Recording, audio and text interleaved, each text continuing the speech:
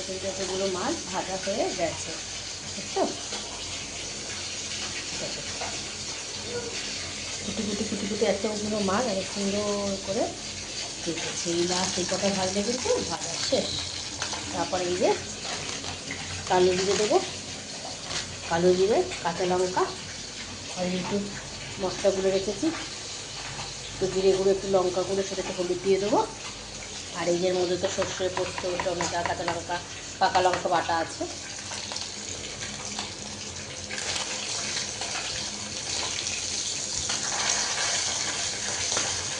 রান্না হবে, তারপরে মামাকে খাইয়ে দেবো। এখন আর ভাত খেতে ইচ্ছা করছে না, প্রচণ্ড পেটে ব্যথা হচ্ছে।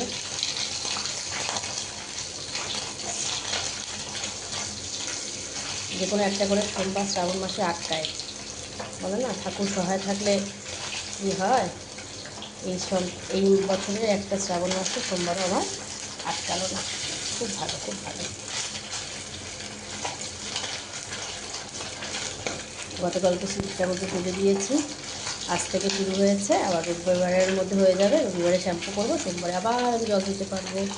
ঘন্টা ঘন্টা কী মজা বলো তো, খুব মজা। এতটাতে লাগবে না একটা।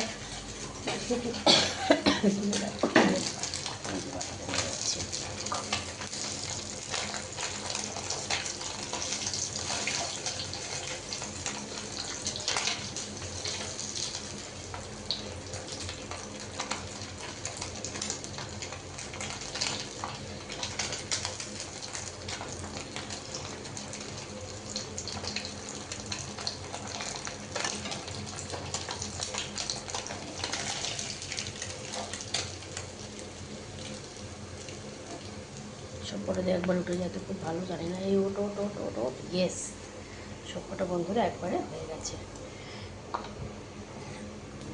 তারও হাঁটা ধরিয়ে তেলটা আমি তুলে রেখে দিই। তেলও রাখবে না আরও,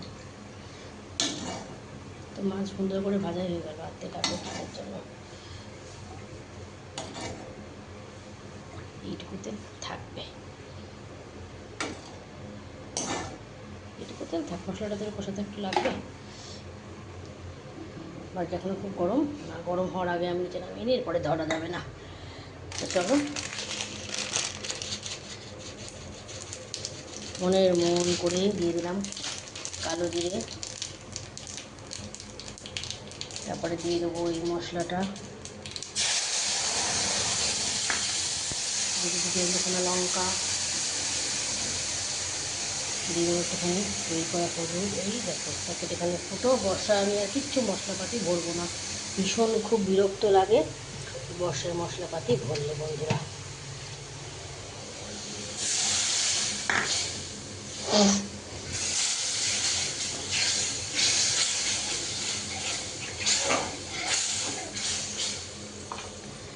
চলো এবার এটা একটু দিয়ে দিই, মশলাতে এইটুকু পরিমাণ লাগবে।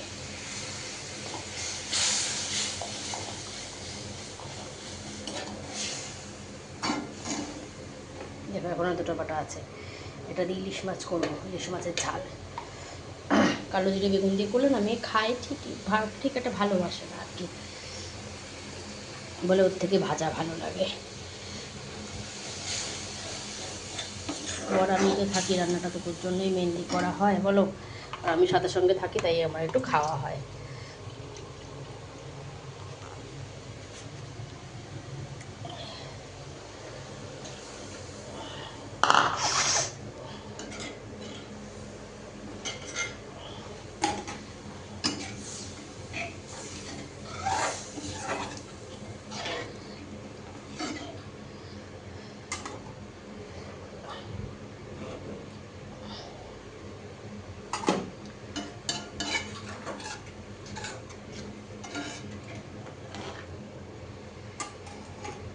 চলো ঝোলটা ফুলতে থাকুক, আমি আরও জল দিয়ে দিই, পরে আবার দেখাচ্ছি। মশলাটা ভালো করে কষে আসবে, দেখাবো।